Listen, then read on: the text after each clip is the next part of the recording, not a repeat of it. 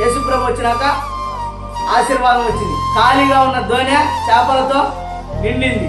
ఆ చేపలు అమ్ముకుంటే పేతురు గారికి ఒక ఇల్లు కట్టుకోవచ్చు, లేదా ఒక దోణి కొనుక్కోవచ్చు. అవునా కదా? యేసుప్రభు నా కాడికి వచ్చినాక నాకు కొత్త పెట్టే ఉండేది. ఏమొచ్చింది? చేపలన్నీ వచ్చినాయి. యేసుప్రభు మాట. యేసుప్రభుని నమ్ముకున్నాక డబ్బులు వచ్చినాయి. యేసుప్రభుని నమ్ముకున్నాక నా ఉద్యోగం ప్రమోషన్ వచ్చింది. యేసుప్రభుని నమ్ముకున్నాక బండి కాస్త కాదైంది, గుడిసె కాస్త ఇల్లు. యేసుప్రభు అందుకే వచ్చింది నీకు డబ్బులు ఇవ్వడానికి. పాపం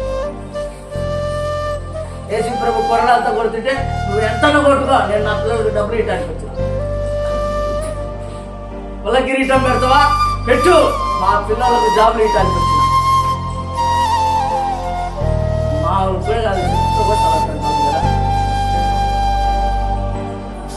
మనందరి పాపాల కోసం దేవుడు వచ్చి శిలువ కార్యాన్ని జరిగించి సిలువేసి ప్రాణాన్ని పెట్టి రక్తం చిందించి మరి మీ పాపాలన్నీ నా రక్తంలో కడుక్కోనరు అంటే ఆ రక్తాన్ని అమ్ముతున్న మేధావులు అయితే